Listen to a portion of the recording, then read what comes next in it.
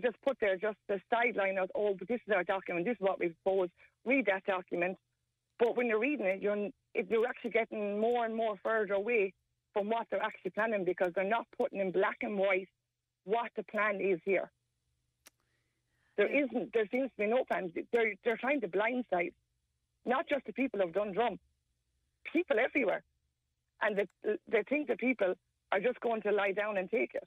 Now, there was no government official here last night that turned up.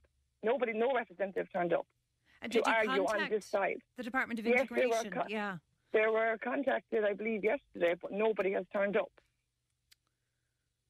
Okay. So I know it was very short notice, so maybe there can be another meeting held in the next couple of days. I think out of the frustration of the people, I think somebody's going to have to turn up. Yeah. Somebody's going to have to be held accountable, and someone's going to have to explain why this was allowed to happen, or why it's been allowed to happen. Okay, just hold the line there, because I think we have Sinead back on again. Sinead, are you there? I am indeed, yeah. Hi, Sinead. Sorry about that problem with the line. Good to talk to you this morning. Do you share the same concerns as Adele? I know you're another of the organisers of last night's public meeting. Yeah, I do indeed. Tell me what your concerns are.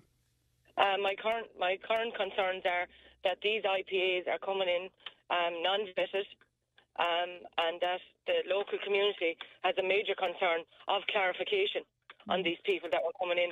We got no notification, nothing from locals, from the actual premises on the grounds of where these people are going to be brought in, which I think is very disheartening. As a local community, we put a lot into the community, and in the area of the sports field, in the area of the shops, and on the grounds of our children coming to the area, we are very, very concerned and really disheartened in relation to this. What's your reaction to the feedback that you got from the meeting last night, Sinead? My reaction to the feedback to the meeting last night was, it was like, obviously there was a great turnout for us, which was brilliant, but on the positive side, I don't know how well up TDs are on this, but we need more clarification from them and having the backing of them for our local community, because without this, it's going to go ahead, and we are going to be in a dilemma of what way we take approach. Like, on every aspect of this, and it's happened in Osprey, and I'd actually like to thank the girls that came last night for the support and advice on that, because they've been through it. But as a local community, and I know we have the backing of everyone now in the area, that it's just disheartening. I'm very, very upset of the lack of communication through the local village itself, what they didn't know, the local shops that have been supporting the nationalities, all nationalities in the number of years, but they have major concerns as well as we do on that topic.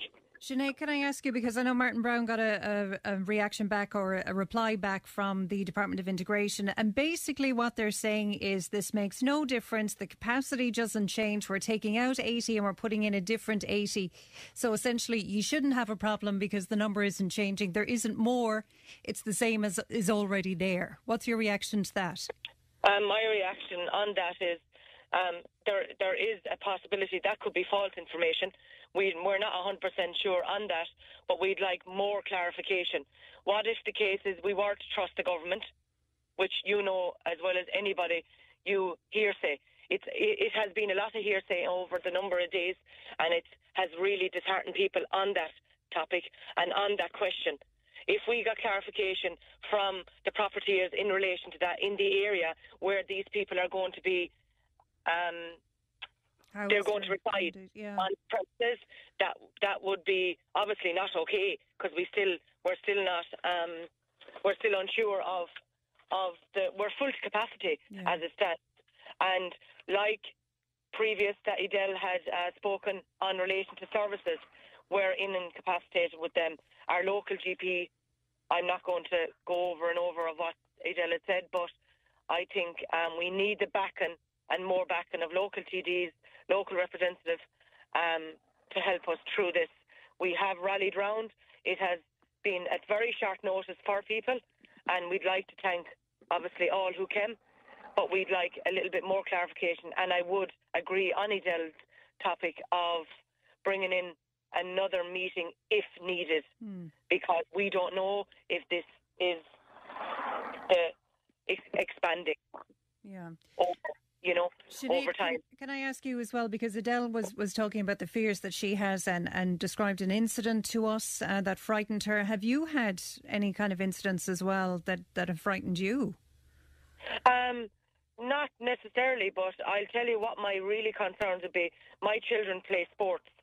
My children attend the sports field quite regularly, and I have seen myself, not firsthand as in abusive, but I've seen just down near where the biggest issue I think will fall is the local shop, where obviously these people recently have sat outside and not necessarily intimidate people, but drinking on the streets in front of... I've experienced that myself. I was going to a match one evening and I stopped in Dundrum at the shop for something, and there was a gang outside drink, and it was intimidating. I completely agree with you. I would definitely be very upset even now, just thinking of what falls ahead, because I know the shop owners have a big job on this, and they have a big responsibility, and it falls back on abuse, like confrontation is a massive thing. And I know, going back last year, I don't know the actual name of the girl, but I remember a lady telling me that she had been in the shop, and a few of the girls that had been working there were told they would be followed. Like, obviously, the major thing is alcohol. So if they're refused on a day-to-day basis, obviously it's time because of licence and stuff. Of course, yeah. It's time. So if they're refused on that, there will be ructions. Now, I know on a personal level, and I go to the shop quite regularly, it's all of these people. I'm not going to say any names, I know, but they're their best customers when it comes to alcohol. And if you have alcohol on the street, you have violence on the street. And going back to that, there's already been an incident in that area on that. And that's the reason the meeting was held, when we heard of this, for the same reason. We are just, to be honest, enough is enough.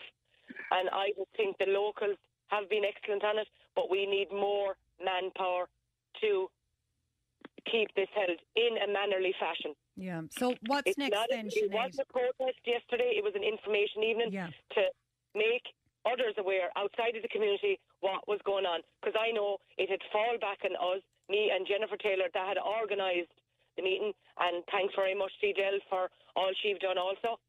But I know going forward, we don't want it backlashing on us, and we need to stand together as a community and in large numbers, if at all possible.